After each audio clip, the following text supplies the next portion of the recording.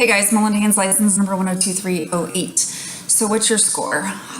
There's this thing called an ACE, or an Adverse Childhood Experience questionnaire, and it'll give you some questions regarding your childhood experiences, like was there a parent who was in prison, or did anybody ever try to sexually abuse you, or did anybody in your family call you names, belittle you, humiliate you? Did you feel loved?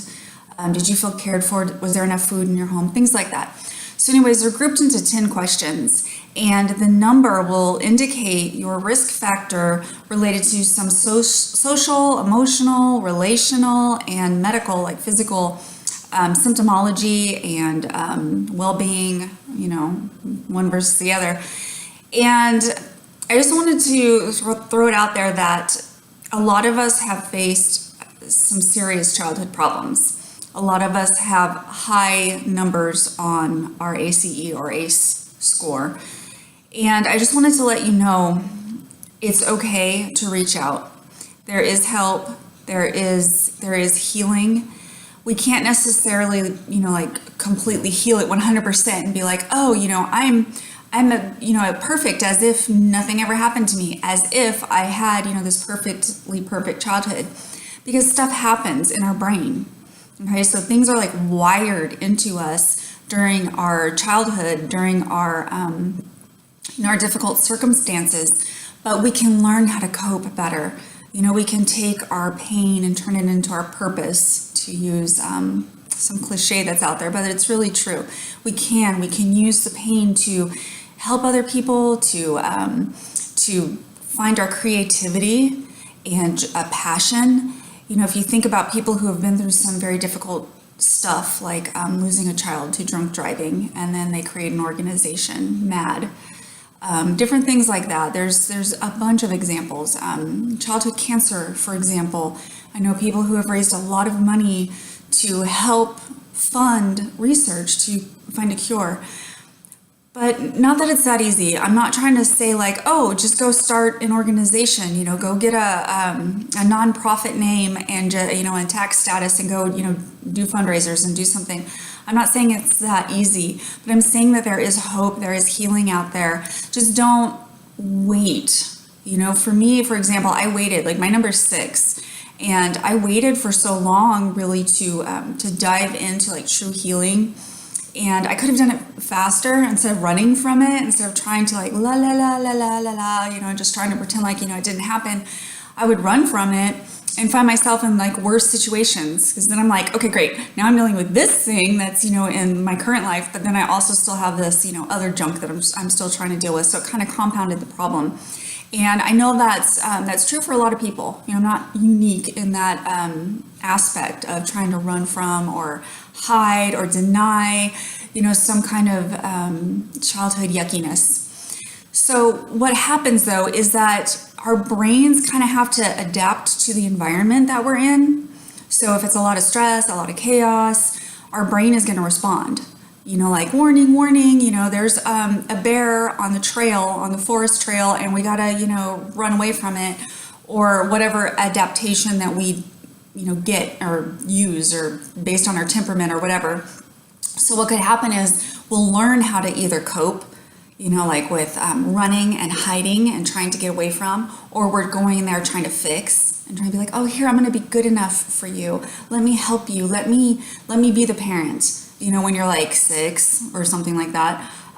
There's also things that we could do that would be more like fighting. So instead of, trying to help or fix or run away from, you're going to stand up and be like, oh, I'm not going to do this. And I'm going to be the family member that acts out the most. And you're going to, be argumentative and act out behaviorally, and so that people then start to label you as like the problem kid or the bad one. And so then, in addition to the trauma that your brain and your body is trying to deal with, then you've got this label stuck on you as being the problem kid.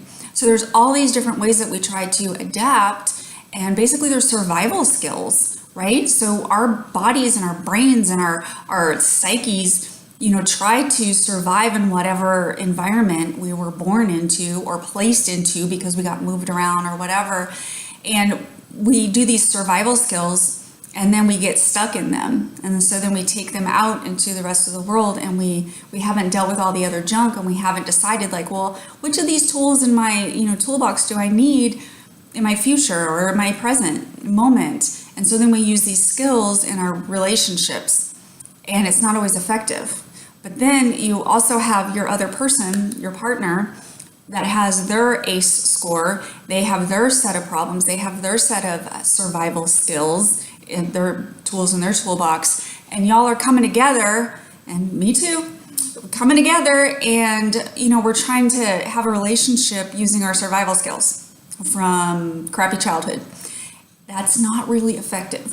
So you probably know it's why you're watching this, right? And why I'm making this, because I know too. So what we can do, I don't want to say should or need to do, but what we can do is start to build some resiliency skills.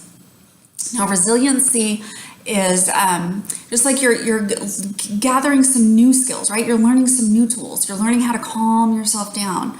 You're learning how to do those deep breathing kind of exercises, and you're learning how to interact with people in a way that's not reactive, where somebody says something to you and you're like, bah, right back, or instantly run away.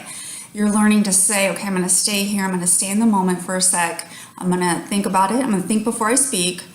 I'm going to plan out my next steps, things like that. Now, of course, I can't spell it all out, of course, because, I can't do therapy. And I always tell you guys I can't do therapy, but that's because of the legal stuff, that's going on. And we can't really get into the individual stuff that happens with everyone.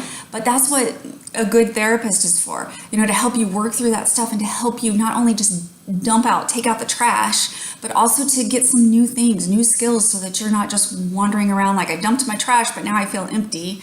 I don't know what to do instead. Like that therapist person, or if you can get some really good self-help books, watch some videos, get some websites, worksheets, things like that, and work through stuff. Make sure you have a contact person. It could be like a hotline number, a suicide hotline, mental health hotline, best friend, a cousin, online support group, anything that's going to be appropriate, I guess, for your situation, wherever you are, and start to work through that stuff, because you need to dump it out, but then also get some new good skills in there so that you can start interacting with your current environment better, and start, clean off your lens so that you have a better view for the future, so that the future isn't just, more of the same, that the future actually has hope in it. And that's the most important thing, I think, and for a lot of us, is that we do need hope for a future, because even though the past has been kind of gross and the future might not be the best, if we can look forward to a future with, our new skills, and being able to have processed, the past, and process the trauma, and move forward into something that's healthier and brighter, then I think we're going to have a better here and now experience, because we have the peace and the hope for the future. So I feel like I'm rambling now, but I hope all of that makes sense. If you have any questions, post them below, and I appreciate you guys. Thanks for watching.